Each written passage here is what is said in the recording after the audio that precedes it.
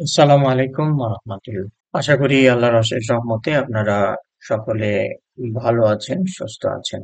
আজকে এই ভিডিওতে আমরা আলোচনা শুরু করছি প্যাপিলারি ইউরোথেলিয়াল কার্সিনোমা বা বলতে পারেন ব্লাডারের কার্সিনোমা, ক্যান্সার ইত্যাদি ইত্যাদি।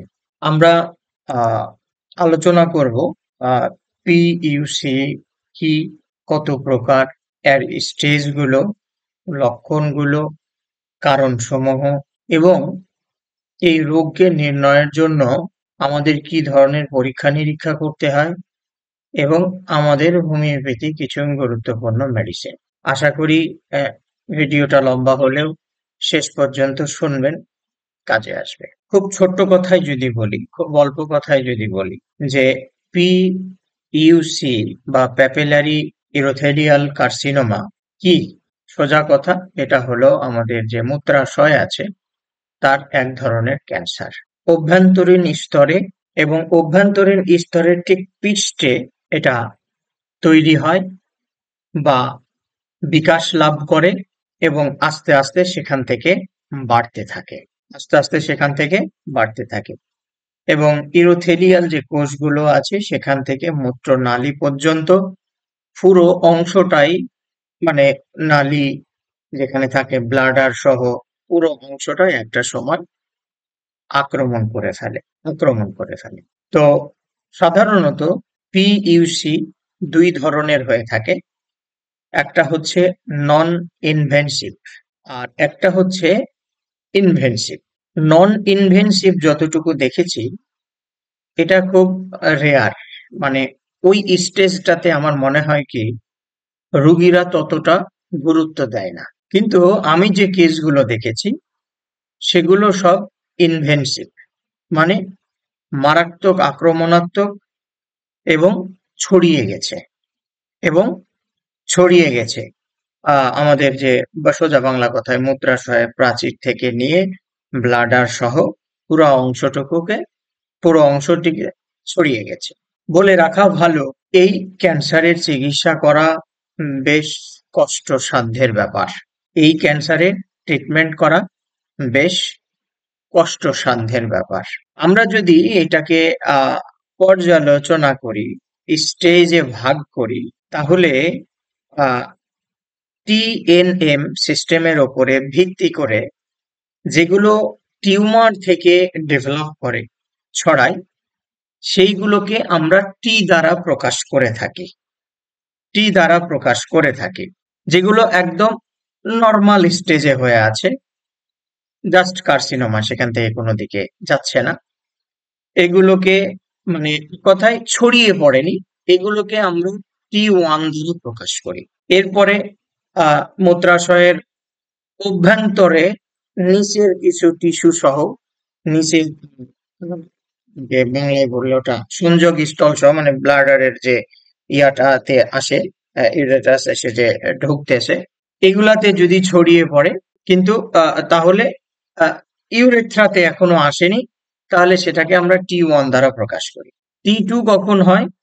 যখন তার পুরো প্রাচীর সহ পেশিগুলোতে ডিপ ভাবে ছড়িয়ে পড়েছে, তখন টি2 বলি। টি3 হচ্ছে মূত্রাশয়ের প্রাচীর সহ ফ্যাটি টিস্যু আশেপাশের অঙ্গে যখন ছড়িয়ে পড়েছে তখন 3 বলি, এবং টি4 হলো পেলভিস সহ আশেপাশের যে ওয়ালগুলো আছে এগুলাতে যখন ছড়িয়ে পড়ে তখন আমরা টি4 বলি, যদি এটার উৎপন্ন টিউমার থেকে হয়। নোডুলার যদি হয় তাহলে সেটাকে আমরা এন দ্বারা প্রকাশ করি। এন দ্বারা প্রকাশ করলে এন ও যেটা, মানে তার অর্থ হলো সেখানে লিম্ফ নোড আছে কিন্তু ওইখান থেকে কোথাও বিস্তার করতেছে না, চুপচাপ আছে। যখন N1 হবে তখন ওই লিম্ফ নোড গুলো তে ধারণা করা হয়, মানে পরীক্ষা নিরীক্ষার মাধ্যমে জানা যায় যে সেখানে ক্যান্সার কোষ পাওয়া গেছে। N1 যখন, এভাবে N2, N3, এই 4টা ভাগে ভাগ করা যায়। এরপরের টাইপস হচ্ছে মেটাস্টেটিস, যেটাকে আমরা এম দ্বারা প্রকাশ করি। আচ্ছা, সেটা কি?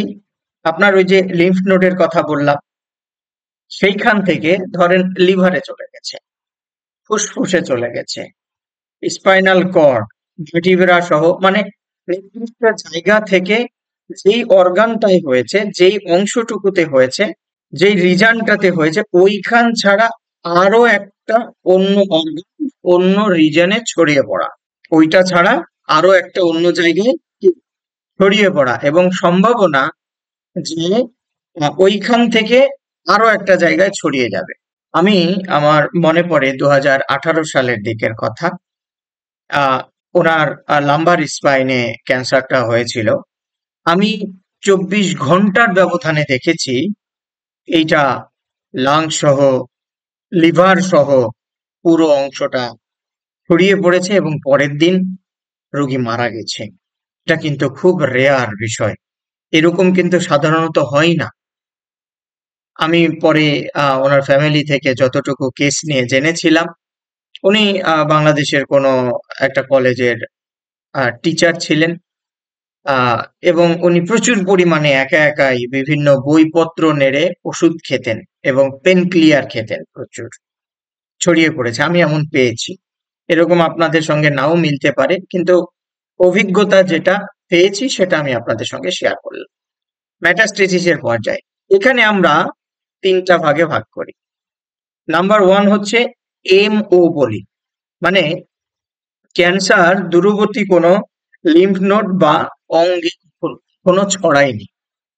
যখন M1A হবে তখন বুঝতে হবে নোডগুলো আস্তে আস্তে ছড়াচ্ছে। যখন M1B হবে তখন বুঝতে হবে ক্যান্সার লিভারে, ফুসফুসে এবং আপনার যে বোনস মানে হাড় আছে বা একাধিক জায়গায় এটা কি ছড়িয়ে পড়েছে। এভাবে আমরা স্টেজ গুলো ভাগ করে থাকি। তাহলে PUC, যেটাকে প্যাপিলারি ইউরোথিলিয়াল কার্সিনোমা বলছি, এটার টাইপস হলো দুটো, একটা হলো নন ইনভেন্সিভ আর একটা হচ্ছে ইনভেন্সিভ। এই টু টাইপস কে আমরা যে কয়েকটা স্টেজে ভাগ করি। টিউমার স্টেজের আছে হলো 5টা, নোডস লিম্ফ নোডের আছে হলো 4টা, এবং মেটাস্টেটিসের স্টেজ হচ্ছে 3টা। এখন কথা হলো এই প্যাপিলারি ইউরোথিয়াল কার্সিনোমার লক্ষণগুলো কি? আচ্ছা, আমি প্রথমে যে লক্ষণগুলো বলছি এটা হলো ক্যান্সার হওয়ার আগের সিমটমস বলছি, কজেশন পরে বলছি।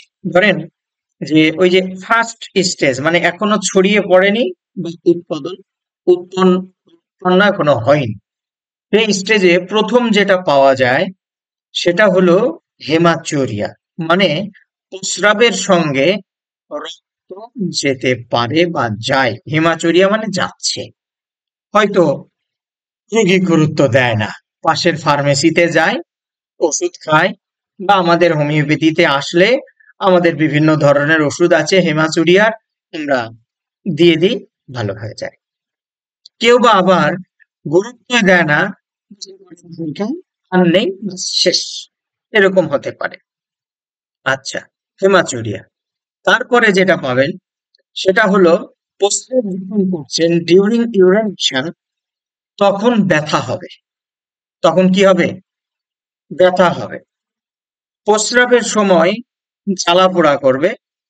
ঘুমের সময় আপনি ঘুমাচ্ছেন, প্রচুর ঘন ঘন প্রস্রাব হবে, এবং প্রস্রাব করতে যাচ্ছেন, যে পরিমাণ প্রস্রাব আপনার লেগেছে সেই অনুপাতে আপনি প্রস্রাব করতে গিয়ে আপনার কষ্ট হবে। তবে স্ট্রাকচারের মতো আটকে গেছে, চেপে ফোর্স করে বের করতে হবে এমনটা না, কোথাও যেন একটা কষ্ট হচ্ছে, প্রস্রাব হচ্ছে তারপরেও কষ্ট হচ্ছে, এবং প্রস্রাবের যে ফোর্সটা সেটা খুব কাছাকাছি এসে পড়বে, দূরে না, দূরে না, কাছাকাছি এসে পড়বে। এবং কি হবে, এই প্রস্রাব করে এসছেন, কিছুক্ষণ না যেতেই আবারও ভীষণ প্রস্রাবের বেগ আসবে, মনে হবে প্রচুর প্রস্রাব হবে, বাট প্রস্রাব করতে গেলে কিঞ্চিত প্রস্রাব হবে না, হবে না। এগুলো হলো প্রথম দিকের কথা। যখন ক্যান্সার হয়ে গেছে, যখন ক্যান্সার কি প্যাপিলারি ইউরোথিয়াল ক্যান্সার আপনার হয়ে গেছে, মানে ডেভেলপ করে ফেলেছে আপনার শরীরে, তখন কি রোগীরা আর প্রস্রাব করার মতো ক্ষমতা রাখে না, বলতে পারেন অক্ষম, খুব কষ্ট হয়। এরপরে বায়োপসির জন্য যখন যদি টিউমার হয়, আমরা তো ওটা ইয়া করে বলছি কি কি পরীক্ষা করতে হয়। ওইটা নেওয়ার পরে ওখান থেকে মাংস পেনিস দিয়ে ভেতর থেকে নিতে হয়। তো ওইটা করার পরে একটা কষ্ট, ওটা পরের সাবজেক্ট। কিন্তু তার আগেই বলছি, প্রস্রাব করতে অক্ষম, প্রস্রাব করতে পারে না।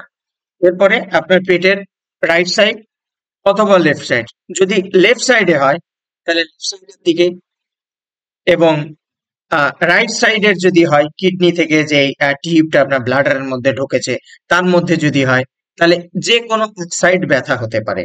তার সঙ্গে আপনার ব্যাক পেন হবে, এর সঙ্গে আপনার ব্যাক পেন হবে, রোগীর পা ফুলে যাবে, বোনসের মধ্যে ব্যথা শুরু হয়ে যাবে, শরীরের মধ্যে চূড়ান্ত লেভেলের ক্লান্তি বোধ শুরু করবে, আর মনে হবে এত ওষুধ খাচ্ছে, এত পানি খাচ্ছে, শরীরে দুর্বলতা যাচ্ছে না, ওয়েট লস হতে শুরু করবে। এগুলো হলো হওয়ার পরে। এখন কথা হচ্ছে, লক্ষণ আমরা জানলাম, কিন্তু আমাদেরকে এই পিইউসি থেকে বাঁচতে হলে সচেতন থাকতে হবে।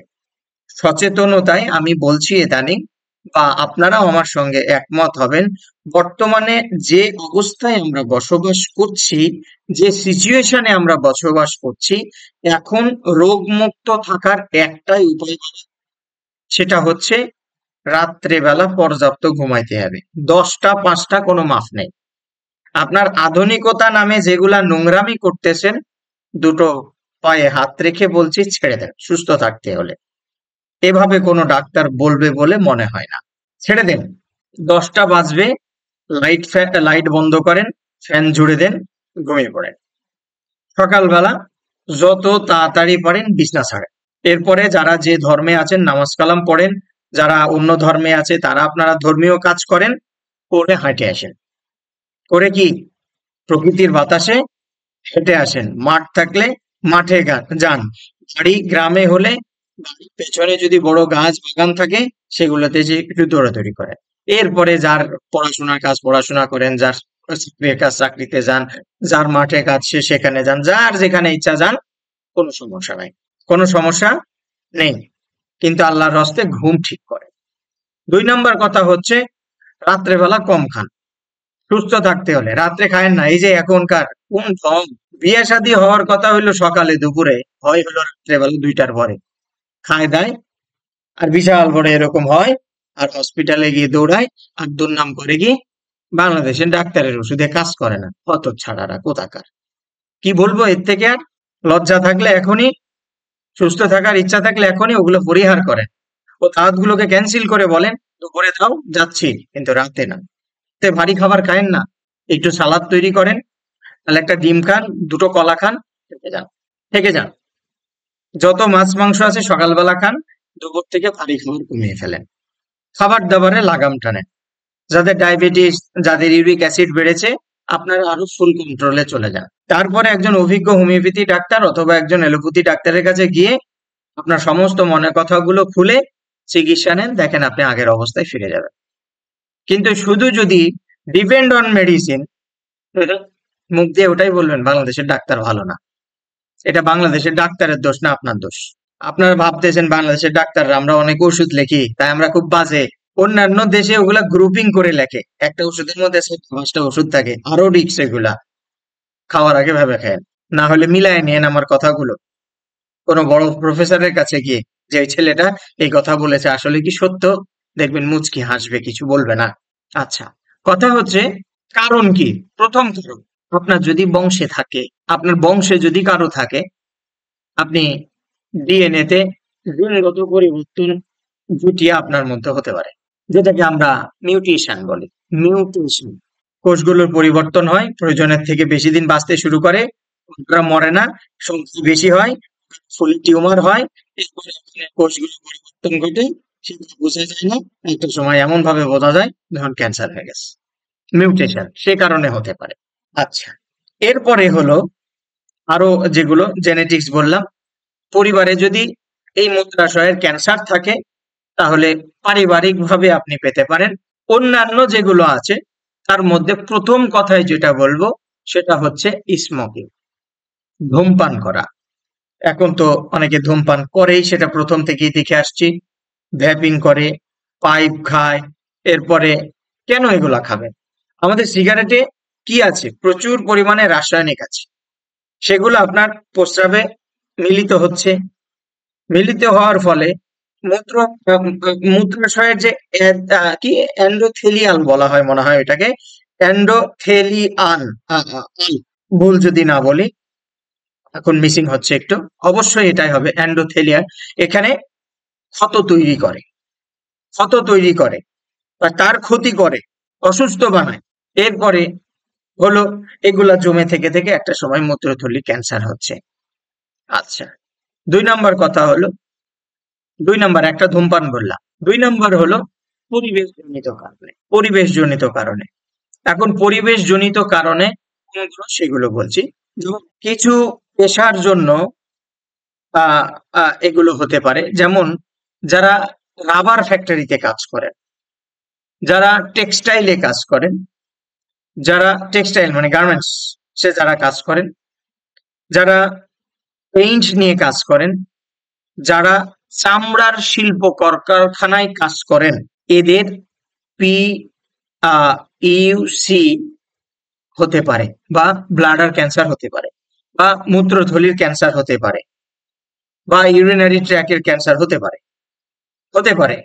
এছাড়াও যারা প্রিন্টার, যারা চিত্রকার, যারা হেয়ার ড্রেসার, যারা ট্রাক চালক, যারা অগ্নি নির্বাপক নিয়ে কাজ করে, এবং ৭ নাম্বার পয়েন্ট হলো যারা প্রস্টিটিউটে লিপ্ত, যারা প্রস্টিটিউট, সে ছেলে হোক মেয়ে হোক, তাদের মধ্যে এই ক্যান্সার হতে পারে।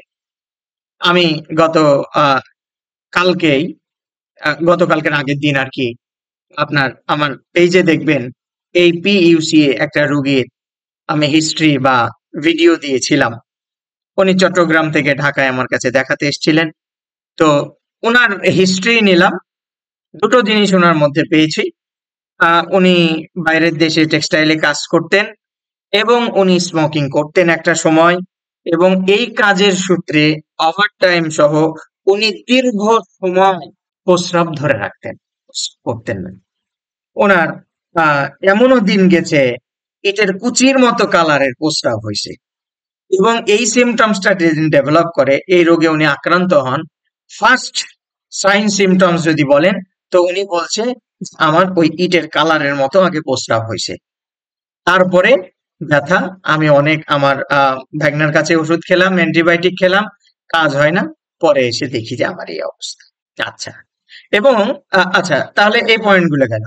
এবার বয়স, লিঙ্গ এবং জাতিভেদেও এই রোগ হতে পারে। আমি জাতিভেদেরটা বলবো না, আমি বয়স এবং লিঙ্গ বলছি। মেয়েদের তুলনায় এই ক্যান্সার ছেলেদের বেশি হয়, এবং সাধারণত ৫০, কোথাও কোথাও পেয়েছি ৫৫ বছরের পর এই ক্যান্সারটা হয়। এটা হলো বাবা বইয়ের কথা, কিন্তু প্র্যাকটিক্যাল জীবনে আমি ৪৮ বছরের রুগী পেয়েছি, আমি ৪৫ বছরেও পেয়েছি, আমি ৪২ বছরেও পেয়েছি। বুঝলেন? ৪২, ৪৫, ৪৮, এই ৩ এজের পেয়েছি। ২টা না ৩টা কেস আমি দেখেছি যেটা ৫০ আপ করেছে বয়স, তার আগেও দেখেছি। তাই আমার ৫০-এর পরে গিয়ে হবে একদম এই ধারণা রাখা ঠিক না, তার আগেও হতে পারে। কিন্তু ক্ষেত্রে যেটা আমাদের পড়ার কাজ যখন পড়েছি, তখন দেখেছি এটা ৫০-এর পরে, বিশেষ করে 55 এর পরে এই রোগ হয়ে থাকে, এবং মেয়েদের তুলনায় ছেলেদের বেশি হয়ে থাকে। আমি এখন পর্যন্ত আমার ব্যক্তিগত জীবনে এই পিইউসির ক্যান্সার মেয়েদের এখনো দেখিনি। হয়তো ভবিষ্যতে দেখলে আবার আলোচনা বা গল্প হবে, কিন্তু ছেলেদের ক্ষেত্রে আমি পেয়েছি। আচ্ছা, এবার হলো আরেকটু যদি চিন্তা করি, এই যে হলো লক্ষণ বলছি ফার্স্ট স্টেজের, যখন হয়ে গেছে শরীরে ছড়িয়ে যাচ্ছে সেটা বললাম, কারণ বললাম, তার আগে কি হয় দেখেন, যেটাকে ইউটিআই বলি, ইউরিনারি ট্র্যাক্ট ইনফেকশন, এটা খুব বাজে একটা রোগ, খুব বাজে একটা রোগ। অ্যান্টিবায়োটিক খায়, স্যাচেট খায়, আমাদের হোমিওপ্যাথিতে এসে ওষুধ খায়, এরপরে ওই স্যাঁচড়া রোগ যাইতে চায়। আমি এটা নিয়ে খুব ভাবলাম, ভেবে দেখলাম আমরা তো আমাদের শক্তি অনুযায়ী পর্যাপ্ত চেষ্টা করি রোগীদের জন্য। এমন কোনো ডাক্তার নাই যে যে চেষ্টা করে না। আমাদের সব থেকে বেশি ভালো লাগে, বিশেষ করে আমার কথা বলছি, রুগীরা যারা আমাকে পয়সা দেয়, আহ এতে মনটা যতটা সন্তুষ্ট না হয়, এর থেকেও বেশি সন্তুষ্ট হয় যখন রুগীদের মুখে শুনি, ডাক্তারবাবু অমুক বছর এসে আপনার কাছ থেকে একবার ওষুধ নিয়ে গেছিলাম, রোগ ভালো হয়ে গেছে, বা এতদিনের রোগ আপনার কাছে খায়া খুব আরাম পাইছি। এভাবে থাকতে পারলেই, এখনকার মানুষ আর সুস্থতা চায় না দেখতেছি। এখনকার মানুষ কোনোভাবে যদি কন্টিনিউ করবে, এই সুস্থতাটা মানে সামান্য একটু উপশম, এটা দেওয়াটাই মুশকিল হয়ে যাচ্ছে বর্তমানে। বর্তমানে মুশকিল হয়ে যাচ্ছে। তো কি হয়, আপনার দীর্ঘদিন যারা এই ইউরিনারি ট্র্যাক ইনফেকশনে ভুগতেছে, ব্যাকটেরিয়া, ঘন ঘন কিডনিতে পাথর হচ্ছে, পাথর নেমে এসে আটকে যাচ্ছে, চিড়ে যাচ্ছে, বা ওইখানে কিছু একটা আঘাত লেগে হচ্ছে, এগুলো বিভিন্ন কারণে হতে পারে। অথবা মূত্রনালীতে, মূত্র কিডনি থেকে ব্লাডার, এর মধ্যে কিছু একটা হয়েছিল, অপারেশন হয়েছে, রোগীর অসচেতনতার কারণে আবারও এরকম হতে পারে। এবং আমি এই ক্ষেত্রে বলবো, আল্লাহর হস্তে প্রস্রাব লাগা মাত্র প্রস্রাব করবেন, এলাকা ভেদে প্রচুর পরিমাণে পানি খাবেন, হাঁটা চলাফেরা করবেন, প্রস্রাব আটকায় রাখবেন না। এতে আপনার চাকরি যাই যাক, মাঠে এসে কাজ করে খান, আমার সমস্যা নাই, কিন্তু বাবা নিজেকে সুস্থ রাখতে হবে। আপনি অনেক বড় ঊর্ধ্বতন কর্মকর্তা, কিন্তু আপনার সিরাম কিটে নেন বেশি, আপনার দাম নাই। আপনার ইউরিক অ্যাসিড বাড়তেছে, আপনার কিডনির লেভেল বাড়তেছে, আপনার লিভার লিভার প্রোফাইল করতে দিয়ে সাংঘাতিক অবস্থা, আপনার এসজিপিটি 129 হয়ে গেছে, আপনি দৌড়াইতে পারেন না, ধক ধক ধক ধক করে, তো আপনার কি হবো? এই জন্য সুস্থ থাকার চেষ্টা করেন, সুস্থ থাকার চেষ্টা করেন। আচ্ছা, আরো একটা কারণে হয়, লাস্ট কারণ, সেটা হলো ঔষধ। আপনি দীর্ঘদিন যাবত ইনসুলিন নিয়ে চলছেন, দীর্ঘদিন যাবত ডায়াবেটিসের ওষুধ খেয়ে যাচ্ছেন, দীর্ঘদিন যাবত ব্যথার ট্যাবলেট খেয়ে যাচ্ছেন, দীর্ঘদিন যাবত কেমোথেরাপি বলেন, এরপরে হচ্ছে রেডিওথেরাপি বলেন, ইমিউনোথেরাপি বলেন, টার্গেটেড থেরাপি বলেন, এগুলো থেরাপি নিয়ে চলেছেন। সেই কারণেও মানে abuse of drug, abuse of treatment, এইখান থেকেও পিইউসি হতে পারে, এইখান থেকেও পিইউসি হতে পারে। আচ্ছা, আমরা যখন একজন রুগী এভাবে অসুস্থ হয়, সরাসরি তো আমাদের হোমিওপ্যাথি ডাক্তারদের কাছে আসে না, কারণ আমরা এখনো হয়তো ওই পর্যায়ে পৌঁছাইতে পারিনি, চেষ্টা করলে অবশ্যই একদিন পারবো। তো কি করেন ওনারা, প্রথমে একজন মেডিসিন ডাক্তারের কাছে যান, মেডিসিন ডাক্তার কথাবার্তা শুনে বেসিক যে টেস্ট গুলো আছে সেগুলো করানোর পরে যখন রোগটা বুঝতে পারে, তখন উনি রেফার করে দেন একজন ইউরোলজিস্টের কাছে, একজন ইউরোলজিস্টের কাছে কি করে দেন, রেফার করে দেন। উনি কি করেন, উনি দেখেন, প্রস্রাব পরীক্ষা করতে দেন, মেডিসিন ডাক্তারও দেন, উনি আবারও রিপিট করেন যে প্রস্রাবের সঙ্গে রক্ত যাচ্ছে কিনা আগে দেখতে হবে। প্রাথমিক স্টেজে রেকটাল এবং পেলভিক দিয়ে ম্যানুয়ালি পরীক্ষাও করতে পারেন উনি। এরপরে প্রস্রাবে রক্ত যাচ্ছে কিনা উনি ওটা দেখবে। এরপরে প্রস্রাবের সাইটোলজি, মানে এটা করার উদ্দেশ্য আপনার প্রস্রাবের সঙ্গে কোনো ক্যান্সার জাতীয় কিছু বের হচ্ছে কিনা সেটা দেখতে পারে। এরপরে প্রস্রাবের কালচার করতে দিবে, সেখানে প্রস্রাবে ব্যাকটেরিয়া আছে কিনা বা আদার্স, এগুলো খোঁজার চেষ্টা করবে। এরপরে প্রস্রাবের টিউমার টেস্ট করতে দিই, প্রস্রাবে ইউরিন টিউমার মার্কার যেটাকে বলা হয়, সেখান দ্বারা সন্ধান করার চেষ্টা করবে যে ভিতরে কিছু হয়েছে, সেটাতে ক্যান্সারের কোনো কিছু আছে কিনা।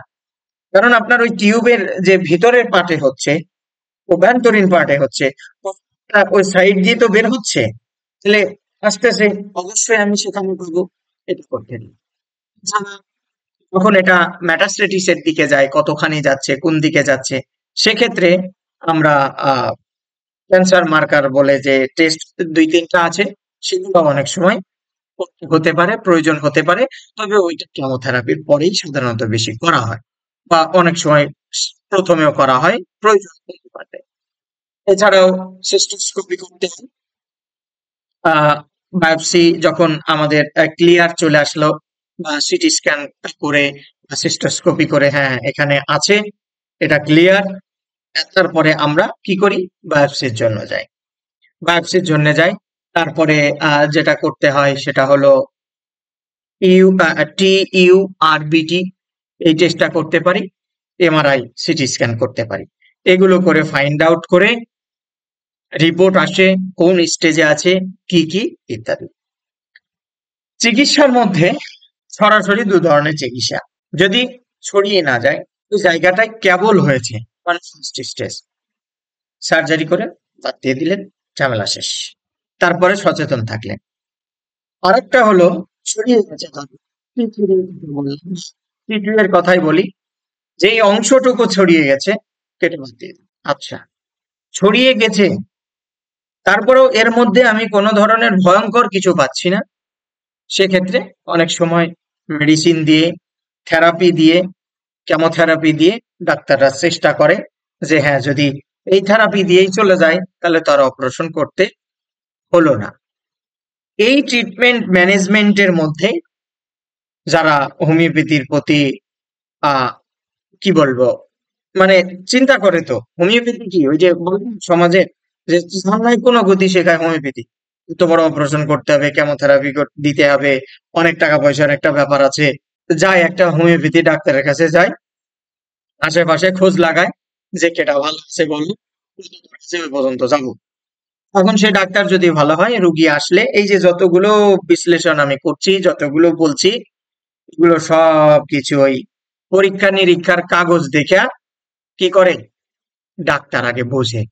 বোঝার পরে রুগীর লক্ষণগুলো, পূর্বের সিমটমস গুলো, family history, general history, personal history, সবকিছু নিয়ে, আমাদের হোমিওপ্যাথির মেন অস্ত্র হলো লক্ষণ।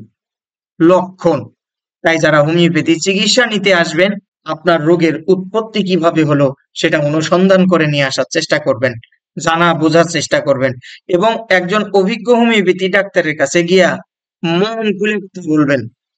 আপনি প্রথমবার যাওয়াতে কোনো হোমিওপ্যাথি ডাক্তার যদি আপনার সঙ্গে মন খুলা কথা না বলে, আল্লাহর হস্তে দেখানোর দরকার নাই, আমি ডাক্তার সাদ বলতেছি, আপনি অন্য ডাক্তার দেখেন, দরকার নাই তাকে দেখানো, ও বোঝে না চিকিৎসা, ও বোঝে না, আমি বলতেছি ও বোঝে না চিকিৎসা, আপনি অন্য ডাক্তার দেখান। মন খুলা কথা বলবেন, ডাক্তারও আপনাকে পর্যাপ্ত পরিমাণে সময় দিবে, কারণ ডাক্তারের সম্মানই তো আপনি দেবেনই, তাহলে ডাক্তারের তো সমস্যা নাই। আপনি মন খুলে কথা বলবেন, প্রাণ খুলে কথা বলবেন, আপনার মনের আকাঙ্ক্ষা গুলো, ডিজায়ার গুলো, উইল গুলো ডাক্তারকে বলবেন, কি আপনার জন্য কিন্তু আপ্রাণ চেষ্টা করবে।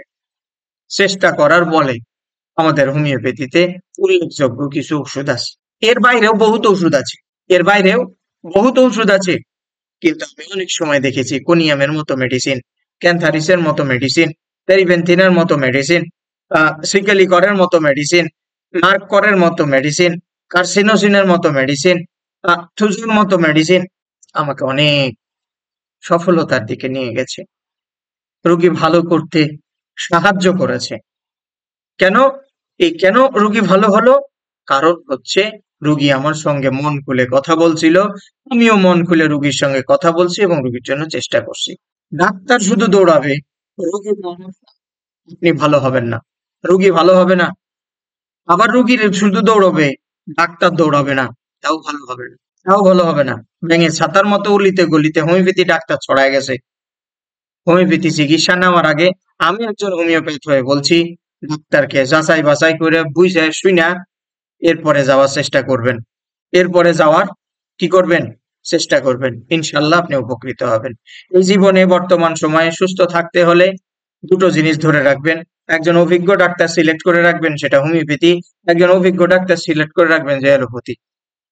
এবং ডাক্তার যদি কখনো চেঞ্জও করতে হয়, তাদের পরামর্শক্রমে আপনি চেঞ্জ করবেন।